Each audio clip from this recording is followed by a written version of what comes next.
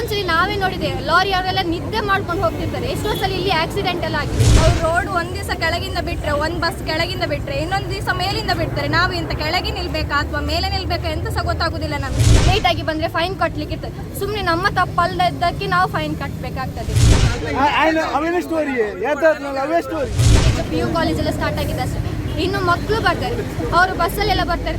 ಅವರಿಗೆ ಪಾಪ ಎಂಥದ್ದು ಗೊತ್ತೇ ಇರುವುದಿಲ್ಲ. ಈಗ ಇವ್ರು ಹೋಗ್ತಾ ಇರ್ತಾರೆ, ಬಸ್ಸಿನವರಾಗಲಿ ಲಾರಿಯವರಾಗಲಿ.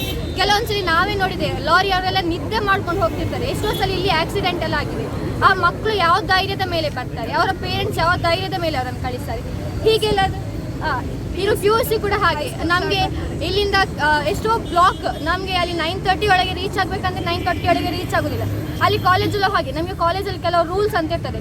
ಲೇಟಾಗಿ ಬಂದರೆ ಫೈನ್ ಕಟ್ಟಲಿಕ್ಕೆ ಇರ್ತದೆ. ಸುಮ್ಮನೆ ನಮ್ಮ ತಪ್ಪಲ್ಲದಕ್ಕೆ ನಾವು ಫೈನ್ ಕಟ್ಟಬೇಕಾಗ್ತದೆ. ಹಾಗೆ ಮೊನ್ನೆಯಿಂದ ಎಷ್ಟೋ ಆಕ್ಸಿಡೆಂಟ್ ಆಗ್ತುಂಟು. ಇದೆಲ್ಲ ರೋಡು ಇಲ್ಲಿ ಕೆಳಗಿಂದ ಮಾಡಿ ಆದ ನಂತರ ಫಸ್ಟೇ ರೋಡ್ ಎಷ್ಟು ಕ್ಲಿಯರ್ ಆಗಿತ್ತು. ಇದೆಲ್ಲ ರೋಡೇ ಬೇಡ ಇತ್ತು.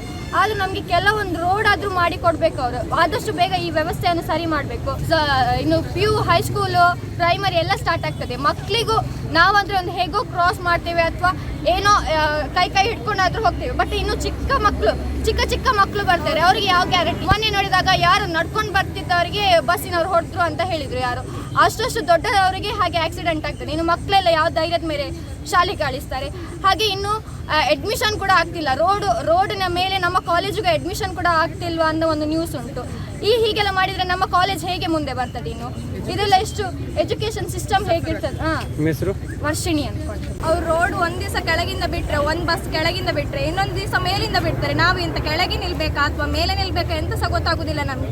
ಒಂದ್ ದಿವಸ ಅಲ್ಲಿ ಆಚೆಗೆ ನಿಂತ್ರೆ, ಒಂದ್ ದಿವಸ ತಂದು ಮುಂದೆ ನಿಲ್ಲಿಸ್ತಾರೆ. ಇಲ್ಲಿ ಆಶೀರ್ವಾದ ಹತ್ರ ಕೆಲವು ಎಕ್ಸ್ಪ್ರೆಸ್ಗಳು ಸ್ಟಾಪ್ ಕೊಡುವುದಿಲ್ಲ. ಇಲ್ಲಿ ಮುಂದೆ ದಂಬಾಗಿಲ್ಲ ಹತ್ರ ಎಲ್ಲ ತಂದು ನಿಲ್ಲಿಸ್ತಾರೆ. ಮತ್ತು ನಮಗೆ ರೋಡ್ ಪಾಸ್ ಮಾಡಲಿಕ್ಕೆ ತುಂಬ ಕಷ್ಟ ಆಗ್ತದೆ. ಎಲ್ಲಿ ನಿಲ್ಲಿಸ್ತಾರಂತ ಇಲ್ಲ ಬಸ್, ಮತ್ತೆ ಹೋಗ್ಲಿಕ್ಕೆ ಸಹ ಕಷ್ಟ ಆಗ್ತದೆ, ರೋಡ್ ಪಾಸ್ ಮಾಡ್ಲಿಕ್ಕೆ ಸಹ ಕಷ್ಟ ಆಗ್ತದೆ. ತುಂಬ ವೆಹಿಕಲ್ಸ್ ಎಲ್ಲ ಬರ್ತದೆ. ಮತ್ತೆ ಇಲ್ಲಿ ಆಕ್ಸಿಡೆಂಟ್ ಎಲ್ಲ ಮೊನ್ನೆ ತುಂಬ ಆಗಿದೆ.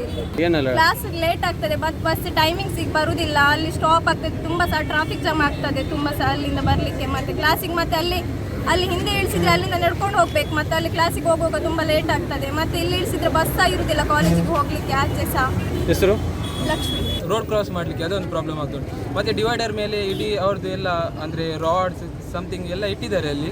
ಅಂದರೆ ಸ್ಟೂಡೆಂಟ್ಸ್ ಇದು ಕಾಲೇಜವರಿಗೆ ಎಲ್ಲರಿಗೆ ಅಂದರೆ ತುಂಬ ಕಷ್ಟ. ಬ್ರಹ್ಮಲ್ ಸೈಡ್ ಬರೋರಿಗೆ ಅಲ್ಲಿ ಬಸ್ ಸ್ಟ್ಯಾಂಡ್ ಸ್ಟಾಪ್ ಇಲ್ಲ. ಆಶೀರ್ವಾದ ಹಿಡಿದು ಮತ್ತೆ ಸಂತೆಗಟ್ಟೆವರೆಗೆ ಬರಬೇಕು. ಅಂದರೆ ತುಂಬ ದೂರ ಉಂಟು. ಮತ್ತು ಹೇಳಬೇಕಾದ್ರೆ ಆದರೆ ರೋಡ್ ಕ್ರಾಸಿಂಗ್ ತುಂಬ ಕಷ್ಟ ಆಗ್ತದೆ ಒಂದು ಸೈಡಲ್ಲಿ.